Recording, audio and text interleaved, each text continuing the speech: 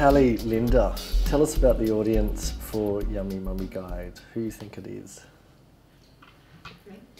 So our audience for the Yummy Mummy Guide is predominantly mothers, but parents, but it will predominantly mothers. Mm-hmm. And they're mothers of children who are under the age of 5 mm-hmm. at the moment. They're mothers who live in Sydney. They're mothers who are pretty internet savvy. They're mothers who are already using the net for things that they're doing and like to sort of be engaged and be able to continue to do the things that they want to do. Yeah. You know, not sort of just stay home. Another part of our audience is women. We believe that women still, and we would like to encourage women to still value self-care after having a baby, because there's nothing, you do go through a period of just feeling fat and dumpy and you don't have a shower until the afternoon, and that's just the way it is, and it doesn't make you feel good. And so we would like to encourage women to actually not be ashamed of saying, you know what, it's a good thing to want to feel nice about myself, because being a mum is a time about you give up so much of yourself for a really important reason, and it shouldn't be any other way. You really do, this baby does need to go first. Mm-hmm.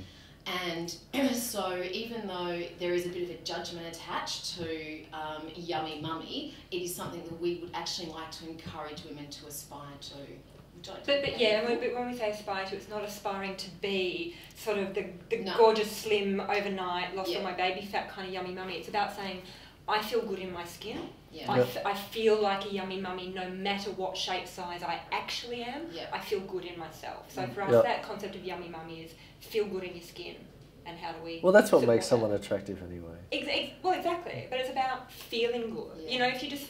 Yeah. Like, that was the biggest shift for me as a new mother, was just about how do I start feeling good about myself in this new role and this shift that I'm making and who I am now, and how do I support that? How can I nurture that? Yes, dads are part of this guide, but I actually think that 90% of our audience are mums, and dads will hear about the guide through their wives, and therefore I imagine they'll be perfectly fine to find out about where nappy changing rooms are, because you know what the practicalities are. You want to go somewhere where you know you can change a nappy, and so I don't feel like my husband, for example, I don't feel like he would, you know, feel a dented, his masculinity would be dented by going to Yummy Mummy website.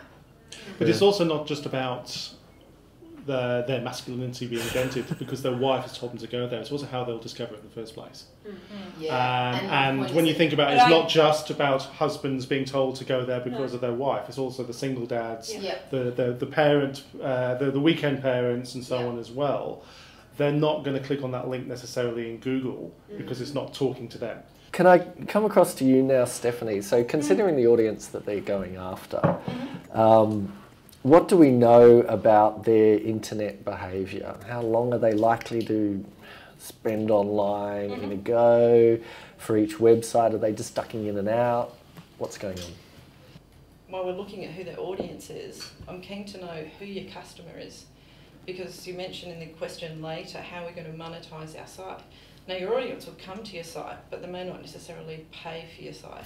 So in terms of the name and the brand, is your brand going to align with who your customers are, not necessarily your audience?